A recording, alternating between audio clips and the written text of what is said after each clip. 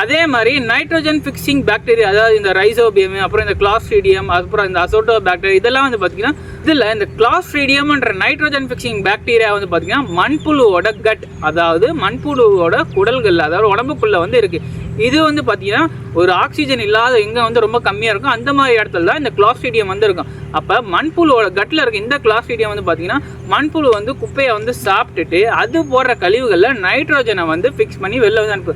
அப்போ மண்புழு வந்து எவ்வளோக்கு எவ்வளோ அதிகமாக இருக்கோ மண்ணில் அந்தளவுக்கு உயிர்கள் அதிகமாகும். அதே மாதிரி தலை சத்து வந்து பார்த்தீங்கன்னா இயற்கையாகவே காற்றுல இருந்து மண்புழுக்கள் வந்து மண்ணில் வந்து சேர்க்குது. அப்போ மண்புழு இருந்தால் மட்டுமே போதும், யூரியாவும் தேவையில்லை, செலவும் கம்மியாகும். ஆனால் இது தெரியாமல் இன்னமும் நிறைய பேர் யூரியாவையும் கொட்டிக்கிட்டே வந்துருக்கீங்க.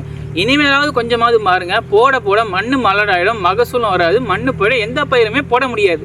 ஸோ இனிமேல் வந்து மூடாக்கு அந்த மாதிரி குப்பைகளை வந்து நிலத்துக்கு கொடுத்து உயிர்களை அதிகமாக்குங்க, மண்புழு அதிகமாக்குங்க. இப்படி பண்ணாலே செடிகளில் நல்ல மகசூல் எடுக்கலாம், செடிகளுக்கு தேவையான சத்துக்களும் கிடைக்கும். ஸோ இதே மாதிரி உங்களை அடுத்த வீடியோவில் சந்திக்கிறேன். உங்களோட சந்தேகங்களை மறக்காமல் கமெண்ட் பண்ணுங்கள். நன்றி.